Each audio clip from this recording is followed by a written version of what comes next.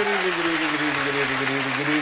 And to a greater or lesser extent, good evening and welcome to QI, where tonight we'll be delving into the seedy world of journalism. Before we start sexing up the facts, let's look at who's going to be on my press gang. Hold the front page, it's Shappy Andy. Drop the dead donkey, it's Ross Noble. Another world exclusive, Johnny Vegas. And personally responsible for eating Freddie Starr's hamster, Alan Davis.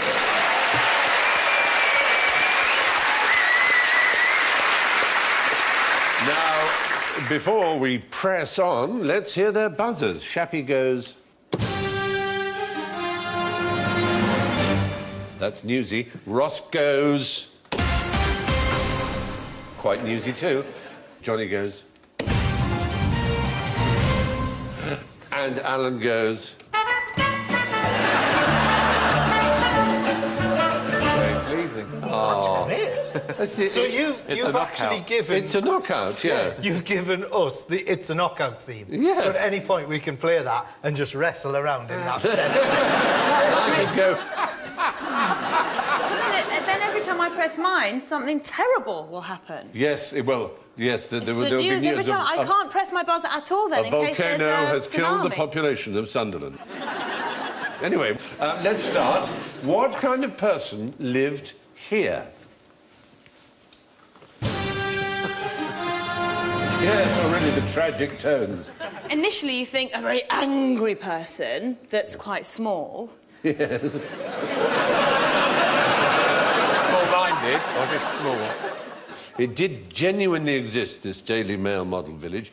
This was after the First World War, when housing was in short supply and we were trying to build a land fit for heroes. And it was made entirely of Daily Mail papier-mâché, was it?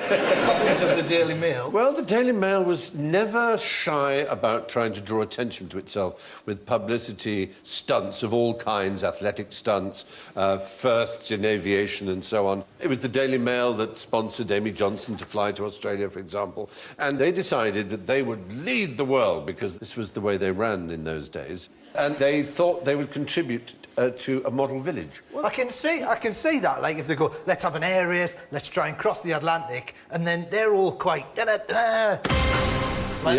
And, but then model village, but then... it's like...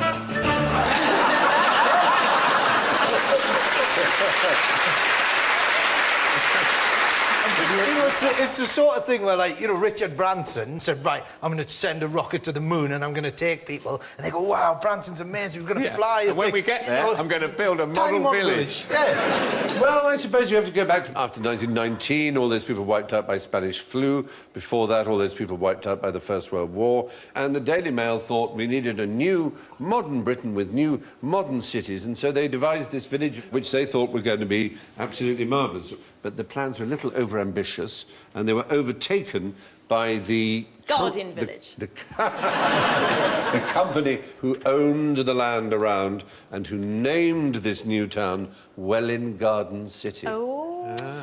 But there it was, the Daily Mail model village at Welwyn Garden City, 1922. It's a good job it wasn't the Sunday Sport model village, because then it would be the Welwyn Garden City. Welwyn!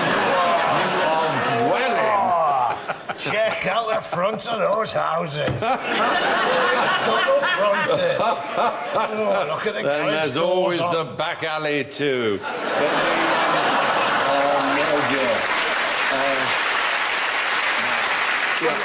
That is a rubbish model village. It's clearly full size. Mm. Yeah. Did the Daily Mail believe in giants and that there was a readership that they were missing out on?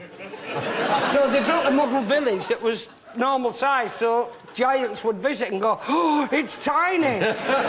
Oh, it's just, look at the attention to detail. Don't forget model has two meanings. There's model in the sense of it's a paragon, it's a model of its kind. And that's what they meant by it. It's got three Not meanings, like it's a it? teeny Because weeny. model village, everyone just walks around. There's also... Like, yeah. The high street is called the catwalk. Yeah. Everyone's just in their pants. That's true. You're I right. have to say, I weep when I think of my childhood and the amount of time we spent around a model village. Oh, Beaconscott. And what kids have today. Yeah. They've got so much, and my mum and dad would go, oh, look at that, it's Big Ben, but this big, and we'd go, wow. Yeah. I mean, you see, your dad didn't drink. My dad would go to a model village, drink and go, I'm King Kong! And just start smashing stuff. Oh, how we'd laugh. You know why I can't go to model villages? Because when you walk round, because of the painted faces, they all look like people who've been, like, trapped by witchcraft. And they're Yes, going, they do. Help! Get me out of here! I'm not really queuing for a newspaper. But when I come home, shrouded in guilt and drink. I don't know enough about the dark arts to make them all fully sized. If only you could save them. The fact is, the Daily Mail's model village didn't work. They were bought up by the Welwyn Garden City Company, who eventually built 41 houses on the 6 acres and renamed it Meadow Green, so it was no longer Daily Mail Village. But Daily Mail, tell me about the Daily Mail. Who founded the Daily Mail? Lord Beaverbrook. Satan. Not Lord Beaverbrook, that's the Express. Satan is closer. Oh. Was it just a load of beavers in a brook? No, it's a family that still exists, that still controls the group. Is it the Patak family? No, it's not the Pataks. That would be great. That would be pleasing, wouldn't If we it? found They're out little that the predated Spice that. dynasty... It was founded in 1896 by Alfred Harmsworth, who later became Lord Northcliffe. So Alfred Harmsworth was a great showman, and he had a brilliant gift for making Daily Mail readers think they kind of owned the Mail. So he was always having competitions, asking them how the Mail could be improved, for example. And there were people who wrote in and said, you should perforate your articles so we could tear them out like stamps, which is an interesting idea. Are you sure that wasn't for toilet paper? No. Someone else suggested that each page should be perfumed differently, so it smelt different. And chip paper, too. What if you confuse the chip paper with the toilet paper? Madness would ensue. Yeah. But before he was a press baron, he actually wrote a rather QI-style book, which had the marvellous title of Answers to Correspondence on Every Subject Under the Sun. The first edition contained articles with headlines, What the Queen Eats, How to Cure Freckles, and Why Jews Don't Ride Bicycles.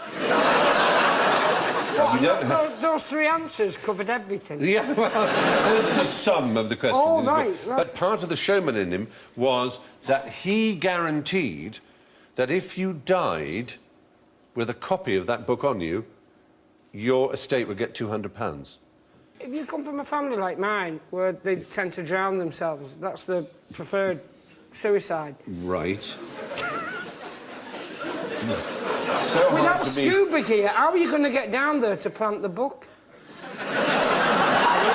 You said that's the preferred method. Yes. Then you got to do the old suicide, but oh God, we're Well, there's been a couple of sloppy ones. Has that? Yeah, caught themselves in dog food, you know, going to the zoo. God. I mean, the ones who really thought it through. Oh, dear, You know, dear, it's not dear. just been a last-minute... Liz? Lions!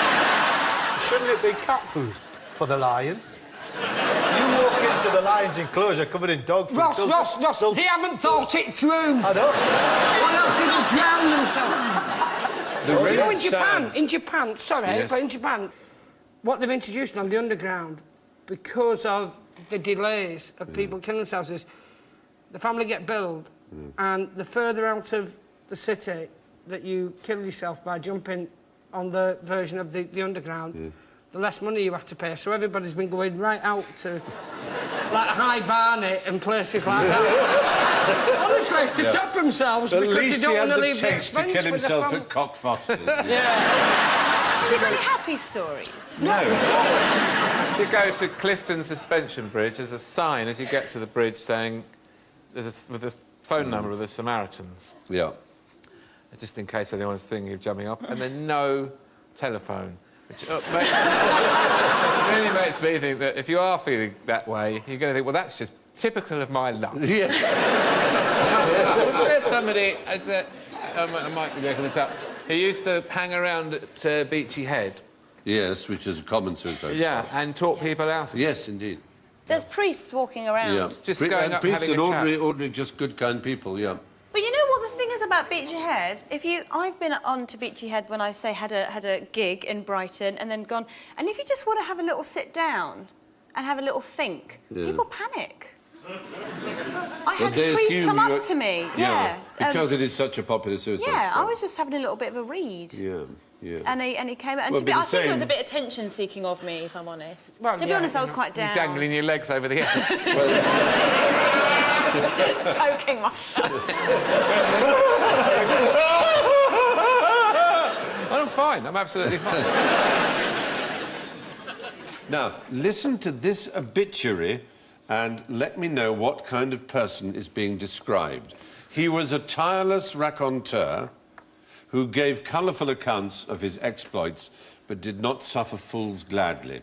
An uncompromisingly direct ladies' man, he was affable and hospitable at every hour, but he did not uphold the highest ethical standards of the city. Sounds like a bit of a wrong 'un. Yes. Because they're all things that you kind of... See, I've got a problem with that expression, didn't suffer fools gladly. You put your finger on it. It's like, who does? Number one, who does suffer fools gladly? Who goes, oh, brilliant, there's a fool, I want to spend the weekend with them. You have. You're on my team. No, you put your finger on it, Shabby. The point is, all those phrases are what used to be obituary code. And basically, to translate it, a tireless raconteur means Never a shuts crashing bore. Right. Yeah. Is it Nick Clegg? It's not one individual, it's just these different things. Affable and hospitable at every hour, or simply convivial, a drunk. Yeah. Basically, a terrible drunk. Uncompromisingly direct ladies' man. A serial groper, yeah. You'd also get devoted much of his time to the Boys' Brigade and the Boy Scouts. That also told you a lot about such figures. Gave colourful accounts of his exploits. Liar. Liar, exactly. Did not uphold the highest ethical standards of the city. Thief. Yeah, fraudster, basically. Exactly. And did not suffer fools gladly. Intolerant. A total shit. Yes. Yeah, exactly. A howling shit. And these were the codes, and you read the obituaries, and you kind of understood what was being said about them. The longest Times newspaper obituary was 60,000 words. Who do you think for? Was it the Queen bloke? Victoria. Queen Victoria is the right answer. Well done. Good top effort. man. Point. Very good. That's very good, very good. But can you name anyone who's actually read his own premature obituary? Has anyone ever read their own obituary while being alive? There's a weird thing about, you know, when Frankie Howard and Benny Hill, yeah. died on the same day, and they rang up Benny Hill to say, "Can you? This is apparently true, right? Don't laugh like it's I'm sorry. This is death. I I'm know. not inviting you to my funeral." No. And apparently they rang up Benny Hill to get a quote about the death of Frankie Howard, and his agent couldn't get a hold of him, so she made up a quote, but he'd already died. And he was at home, like, you know, in his flat, and then the TVs were already broadcasting his thing on the death of somebody else, and he was already dead. That's such a typical agent thing, to not Isn't realise it? you're dead. Yeah. My wife used to work for an agency, and one of their clients, who was called Rory, passed away. But she mistakenly thought it was Rory McGrath. And so for about a week, every time someone rang for Rory McGrath, she'd say... I'm so sorry. And they would say, but I only saw him on Tuesdays. I had a friend who ran a curve agency like that, and now ex-husband, who wasn't the most sensitive type, one of the clients, somebody rang up and rang the house and obviously said she'd passed away, and he just left a note on the fridge saying, like Mrs Johnson, brown bread, and so she went shopping. No, she needed groceries. Oh, dear. Well, there are two stories. One was that Alfred Nobel read his own obituary and was described as being a merchant of death, because he invented... Dynamite. Dynamite, yes, exactly. And he was so horrified, and he wasn't dead, that he instituted the Nobel Prizes in order to try and reclaim his name. That is not, in fact, a true story, but it's a myth. The other one is Marcus Garvey, the Jamaican black nationalist, apparently died as a result of reading his obituary. He had a stroke when he read the Chicago Defender newspaper, which printed his obituary describing him as broke, alone and unpopular. Oh. It's terribly sad. It's like Googling yourself. Yeah. Mine would just say, it's safe to come out now. Yeah. He's gone, honest. It would have friends who knew him said, yes, he really was like that. I did say the other day, I was driving through Islington and there was a hearse slowing everything down, and I did say to my wife, if it's my funeral, tell the bloke driving the hearse to step on it. I would not... You should, instead of having a coffin as well, just have the body, so there's a going around the corners, you're slamming against... Can you get some chickens? Get some chickens in a cage, you know, some boxes to drive through, just make them look like... Like an A-team final, yeah. What music do you want your coffin to go, when your coffin goes into the... disappears? The Sweeney theme. That would be a good one. Well, when my dad... The end music, you know, when it's really slow. When the foot presses on the accelerator. I quite like the music from Allo Allo with You Have Been Watching. Well, you know, one of the most popular ones is the countdown theme. When my dad died, he's a big fan of sailing, so we gave him a Viking send-off. We put his ashes in a boat and tried to set fire to it, but because it was in the North Sea, it wouldn't light. So what we did was we were trying to fill the boat full of his ashes, and we're going, do you tip the ashes straight into the boat, or do you put them in bags? And my mum, who's ever the practical, she went, I've got some sandwich bags. I'll get some sandwich. So we packed him in the boat, and then we went out to sea, and off he went and shot off into the distance. Was it remote control boat? Yeah, it was. Yeah, it was remote control, like a proper big yacht. And I just, The word for You that... sent your dad off with 4 double A's. Yeah, we did. It's somewhere. Keep going till the batteries run out. Somewhere. Go around in circles. You're there with an air rifle Hey, like and that. the people from the miniature village were going, help that man! Someone help me! A little lifeboat comes out. Did you not argue over who used the remote control? That wouldn't work in our family. Give it here, you're doing it wrong. It was my dad too! Give us a go! The word dignity is not the first in... No, but this is the thing. That's exactly what he would have wanted, and I've said the same thing. Like Hunter S. Thompson, you know, when he died, Yeah. Hunter S. Thompson was put in a cannon and just fired off across the valley that he used to own. And what I'd quite like to do is I'd like to be put in, like, pepper spray, and then, you know, just people that I don't like, I'm going to get my wife to go like that. That's for a noble.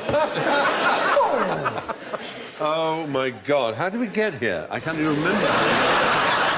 The fact is, no matter how many character flaws you have, you can be sure that they'll be euphemistically dealt with in your obituary. Journalists are not above a bit of muckraking, of course, but can you describe the most expensive piece of shit to come out of a British bank?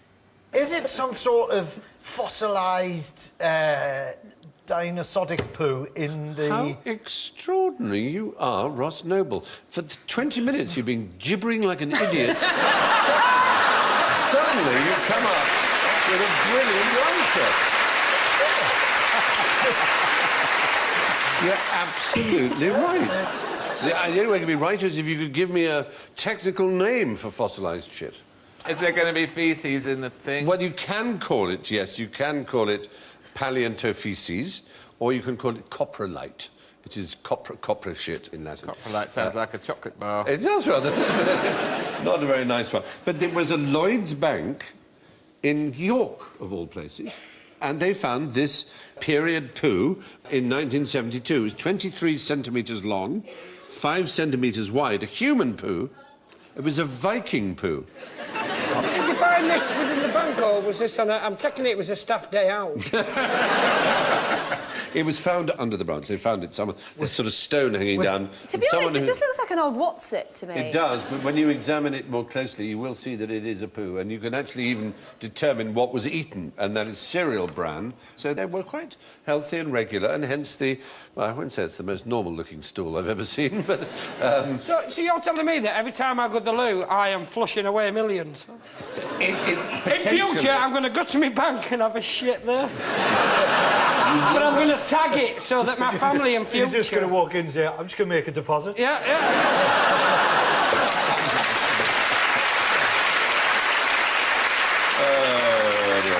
The poo's discoverer, Andrew Bones Jones, said this is the most... the most exciting piece of excrement I've ever seen. In its own way, it's as valuable as the crown jewels. There was another exciting coprolite that was discovered. It was a T-Rex turd. It was found in Saskatchewan in 1998, and that was 17 inches long and 6 inches thick, and that was reckoned just to be a bit of it knocked off, that the actual turd would have been even bigger. How did they know? Was there a dead T-Rex next to it that had pooed itself to death? No, it was found reaching for the toilet roll with its tiny claw. How does it wipe? More T-Rexes died of frustration because they couldn't get round to wipe. Coprolites are not everybody's, you know, cup of tea collecting fossilised turds, but... People like poo, though. They do like poo, They don't do like poo. They like drawing with poo. I went to someone's house and they had, like, this elephant poo painting. But when communication breaks down, it does make a bold statement within Welsh. When you write something on the wall like, call me a taxi, they do it, honestly.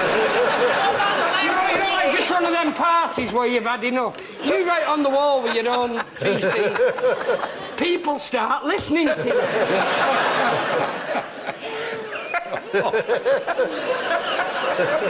You've just got to do one big enough to go, I was not fond of the cheesecake. I'm considering you are out of vodka and I am low on turd. I would like to go home now. But it's the odd thing is when the forensic scientists come in and they find out that it was Johnny Vegas's poo, but it was Lorraine Kelly's handwriting.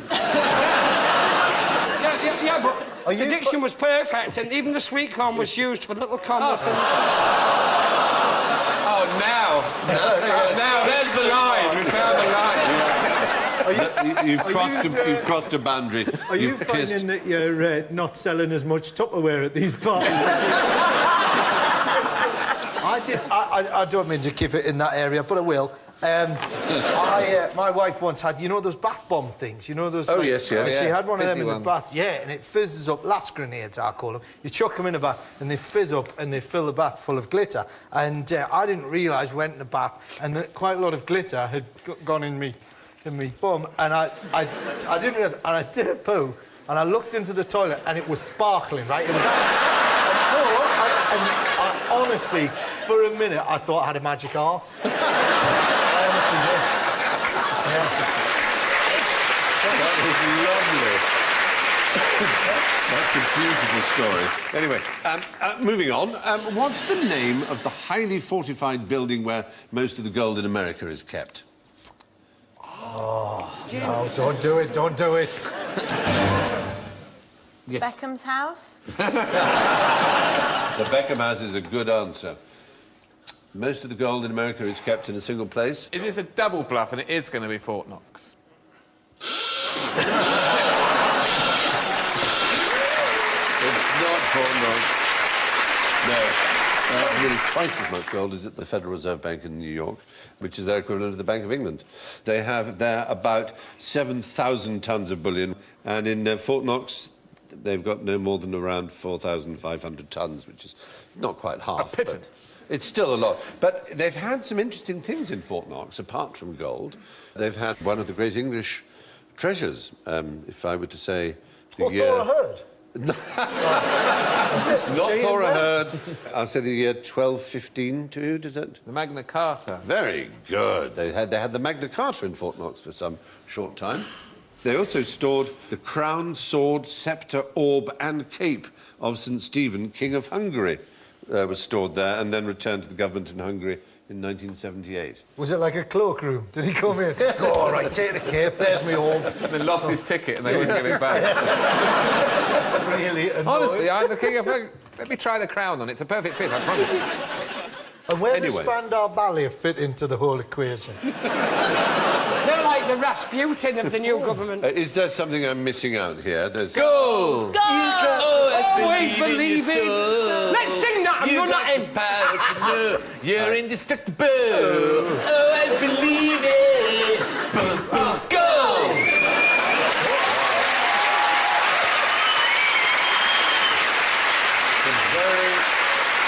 Very impressive way. So I'm just going to move on to the next question, if I may, which is, can you think of a way of promoting railways that is guaranteed to get into the papers? Yes. Make them work. Very good. Bravo. I like that. Good answer. Crash? Crash them. You're right. You get the point. You're joking? No, I'm not. I just saw Branson and thought... Yep. Make them crash.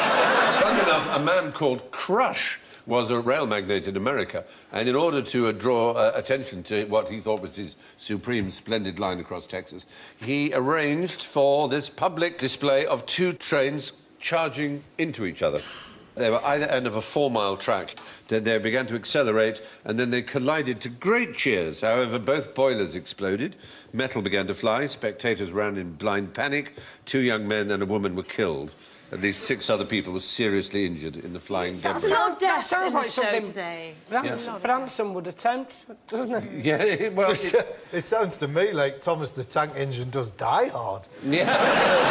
Thomas and Percy were flying towards each other in some horrific showdown to the death. The last The moment... Thomas and Tank Engine video game, the 18 certificate.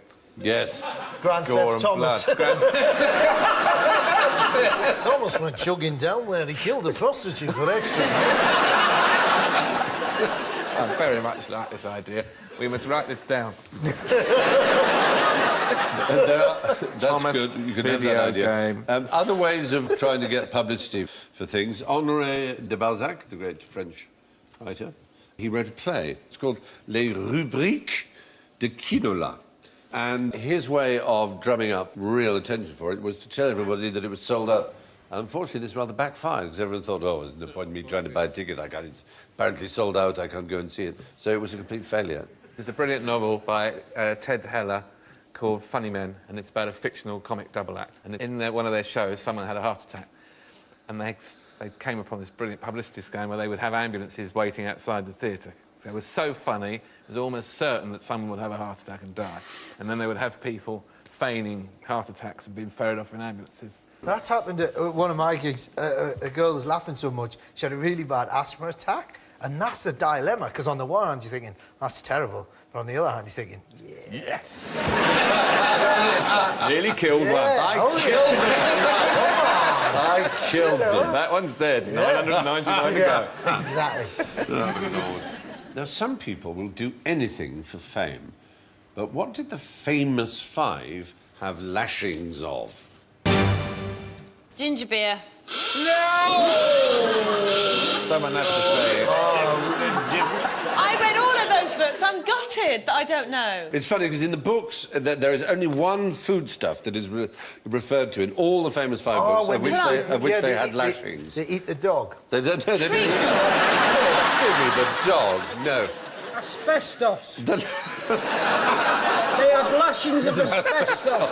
Before they realised just how dangerous it was in powdered form. The dog in Famous 5 was asbestos. No. No, not the dog. Oh, sorry, I thought the dog was There were just lots of asbestos for its Asbestos is a very good name for a dog. It's great, isn't it? No, Asbestos! The reason you... Asbestos! The reason My uncle had a dog named after Charlie Mingus, the jazz musician. Yeah. And he would cut Mingus. But the problem is that he's got the same accent as me. You'd be in the park and he'd just be shouting, Mingus! Mingus! And the local girls thought that he was... Mingus! Piss off! Mingus! Well, you call him filming us, and it led to all sorts of problems. I'm sure it did.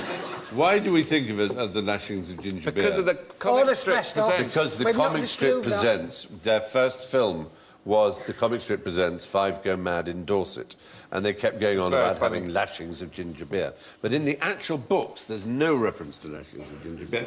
But in one of the books, Five Go Down to the Sea, they did arrive at a Cornish farm and immediately settled down to a high tea of lettuce, tomatoes, onions, radishes, mustard and cress, carrot grated up, and lashings of hard-boiled eggs. Eggs! Yeah. Oh, I was going to say You're eggs. going to say that. They're the only They're always lashings going to farmhouses that and Enid get free Blyton eggs. gave the famous five were lashings of hard-boiled eggs. They never had lashings of That's a ginger terrible beer. picnic.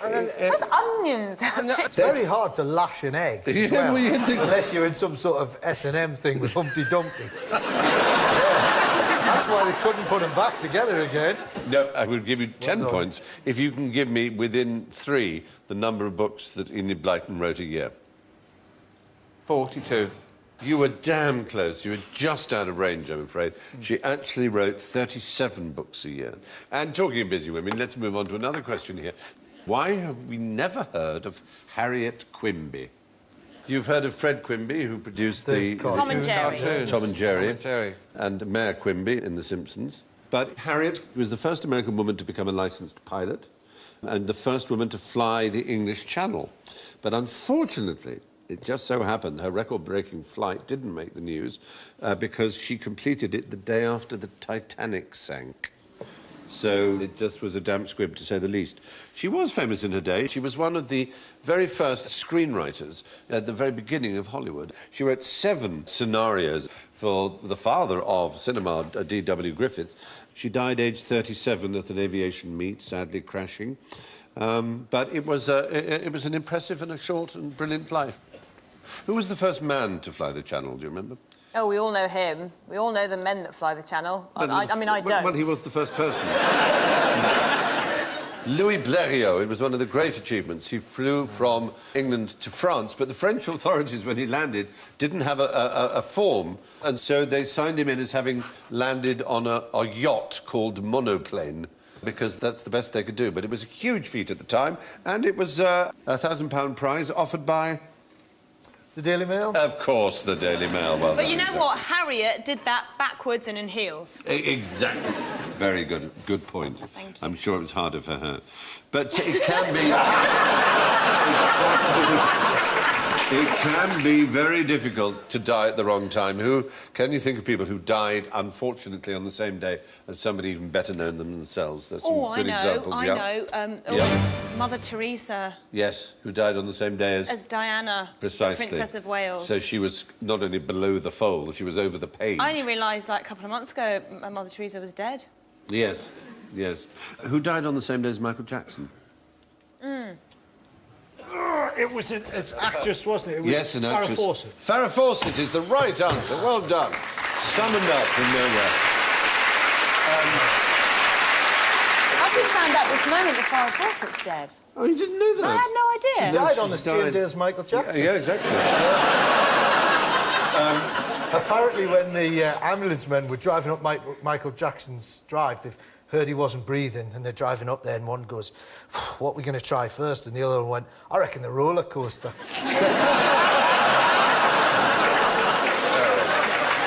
But do you do that thing where if you're on a plane and there's somebody famous on there, you look at them and think, if this goes down, who's going to get the top of the bill? I have to say, I haven't yet thought that. That would be a sad thought, wouldn't it? Would I get the headline? I was on a plane with Sting once. Well, Sting and Alan Davis go down would be, I don't know,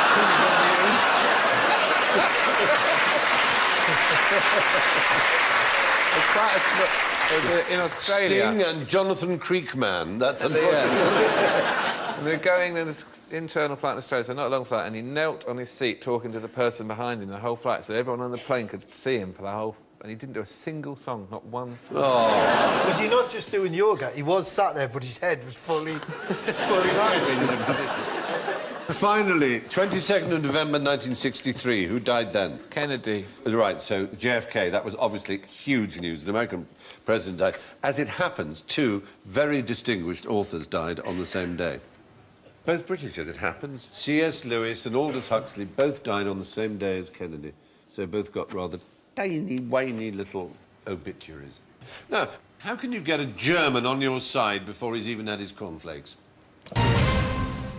Allow him to put his towel over them first. That might definitely do it. This is a reference to a very specific operation in the Second World War, and it was called Operation... Cornflake. Operation Cornflakes, exactly. Put the milk in the bowl first, because it's more... Maddens them. Does it? No, it doesn't. Really?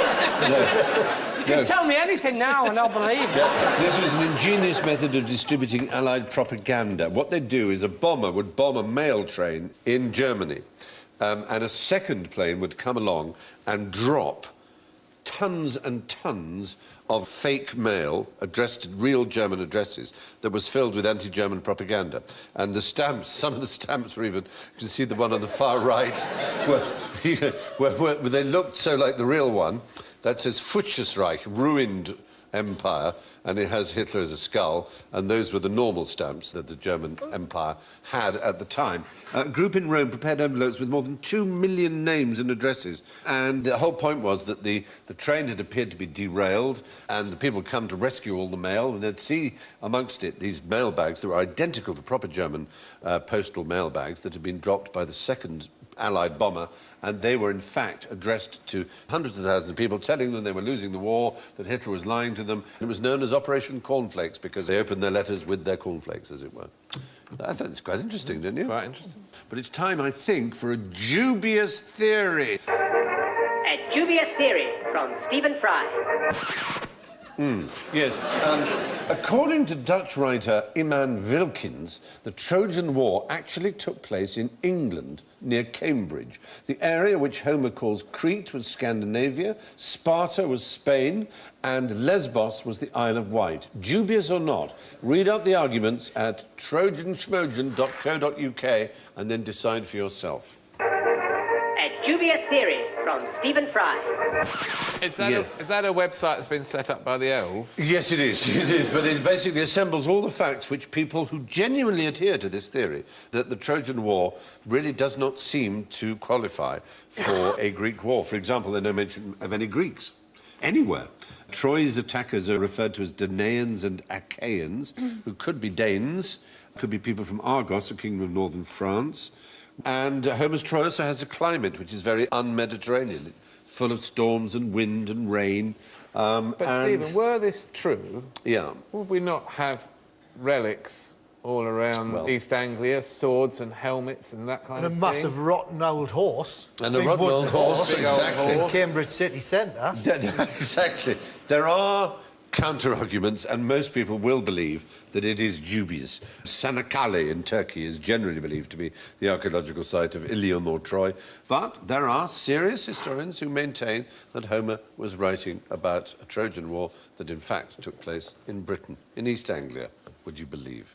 All right, what kind of hat did they wear in the Wild West? 10-gallon hat. 10-gallon hat. 5-gallon hat? No. Oh, no, of course, because now it's litres, isn't it? So, No. yeah. 45 litres? No litres or gallons. Was it a Stetson? It wasn't a Stetson, The most popular hat by far in the... Cap. Oh, a cap, a flat cap. No. No, it was the old bowler hat. Yes, a bowler hat is the right answer. Far away. There we are. We think of the bowler hat as the British businessman, but in fact it was the preferred hat in the West. And that's a pretty wild bunch, that. Butch Cassidy, seated front right.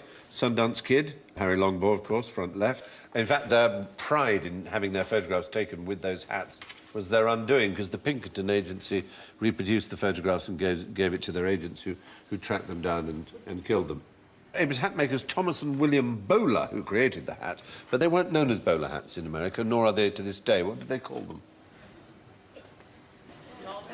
Derbies or derbies, yes. Bowlers basically were much more common in the Wild West than Stetsons. Who fancies a shootout with a real-life vortex cannon? I've given you one each next. You've got a box. See that box there? It's simply a box, all right? Now, the hole is where the vortex emerges. So if you lean it so that the hole is pointing at the target, all right, and basically what you've got to do is smack the side of the box, all right? After 3, 2, 1, smack! Very good. There you are. Now.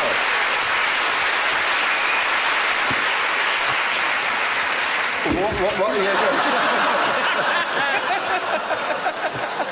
but what we can, yes, what we can do before you destroy the box, before you destroy the box, you can do something even more exciting, and that is fill it with smoke, and it will demonstrate what, in fact, was happening with the air. You should all have smoke machines. That's it. Fill it with smoke, fill it with smoke, fill it with smoke, and now, look! Look at that! Just a gentle tap. That is a vortex, there's beautiful smoke rings. And a lovely one there.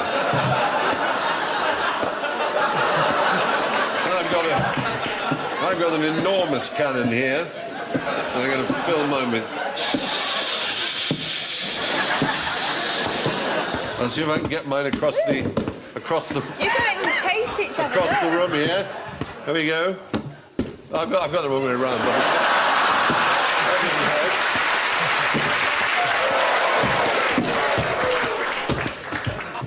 We'll let the smoke drift a little. We don't like a big dustbin.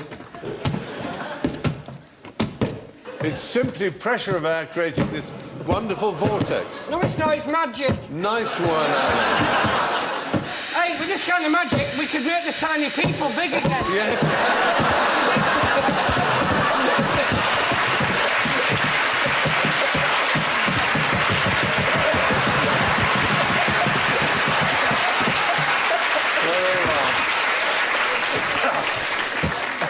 Basically, ladies and gentlemen, that's it. Hours of fun can be had playing with your own homemade vortex. And I suppose it must be time now for me to give the scores.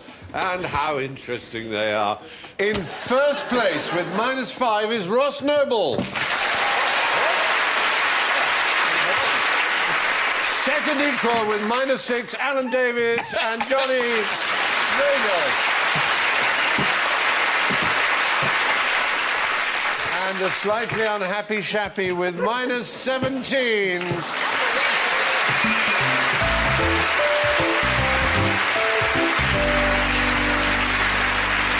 Lovely smoke rings. Lovely smoke rings. So that's all from Shappy, Johnny, Ross, Alan and me. And I will leave you with this from Abraham Lincoln. The trouble with quotes taken from the internet is that you can never know if they're genuine. Thank you and good night.